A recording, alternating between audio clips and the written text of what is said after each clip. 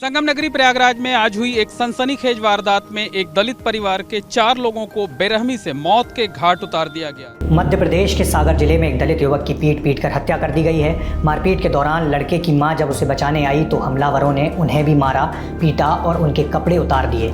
आपने ना जाने कितनी खबरें सुनी होंगी कि दलित लड़की द्वारा फूल तोड़ लेने से दलित जाति के 40 परिवारों का बहिष्कार कर दिया गया।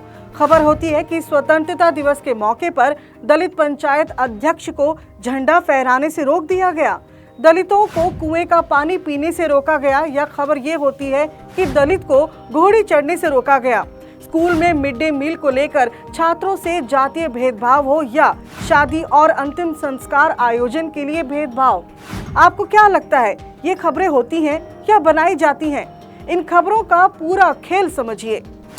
एक दलित युवक का ये घुड़सवारी करना इलाके के कुछ रसूखदार दमन क्षत्रियों को ऐसा नागवार गुजरा कि तैश में आकर दलित युवक की हत्या कर दी। नमस्ते जी, मैं हूं हरप्रीत कौर।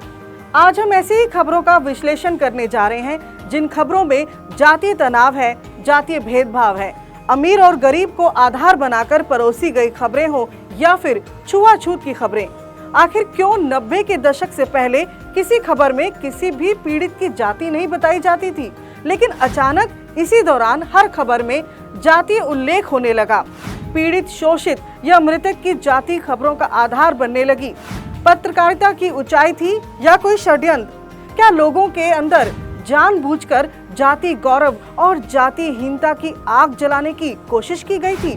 क्या ये खबर ही अपने आप में साजिश है?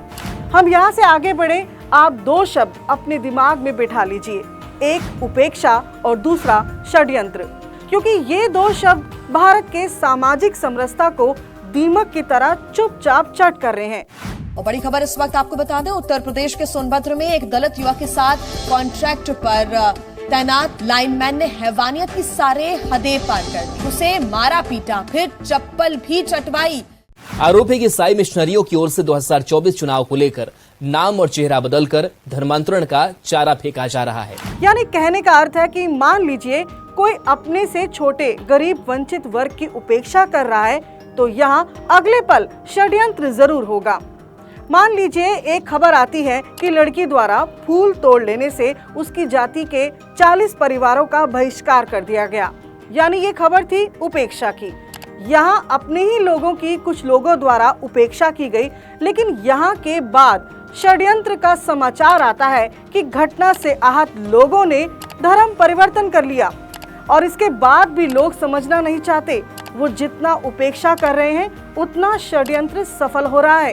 धर्म परिवर्तन दुनिया की डेमोग्राफी को बदलने की ताकत रखता है। शायद एक दिन वो आ जाए जब लोगों के पास उपेक्षा करने को कुछ बचे ही ना, तब शायद षड्यंत्र खड़ा जरूर मुस्कुरा रहा होगा, क्योंकि उपेक्षा करने वालों के नाम और उनकी जाति तो आप खबरों में पढ़ लेते हैं, लेकिन ध्यान रखिए षड्यंत्र करने वालों का नाम कभी सामने नहीं आता।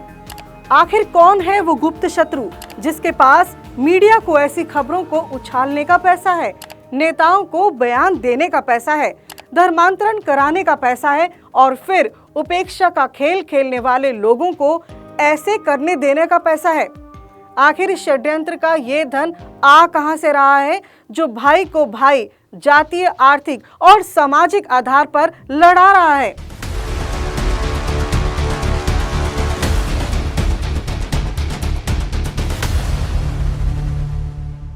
आज एक अलग किस्म की आग मीडिया, सोशल मीडिया आदि के माध्यम से सुलगाई जा रही है।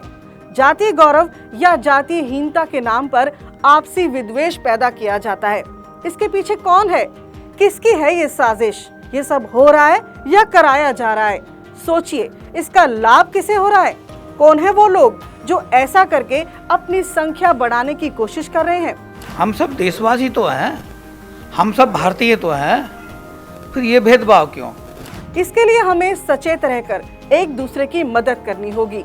जो जरूरतमंद है, जो वंचित है, उन्हें गले लगाएं।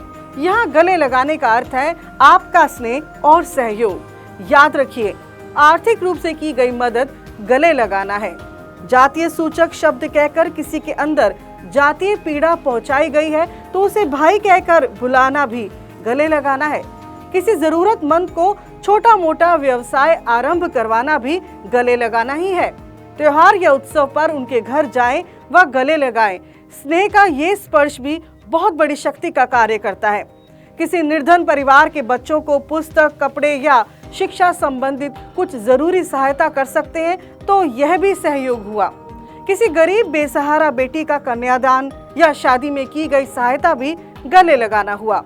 अगर स्वयं सहायता नहीं कर सकते तो किसी सक्षम व्यक्ति से सहायता करवाने की प्रार्थना करना भी गले लगाना ही है। अब देश के लोग यह सोच रहे हो कि उन्हें जातिवाद के कुचक्रों से निकालने कोई अवतार आएगा तो भूल जाओ, निकलना खुद ही पड़ेगा।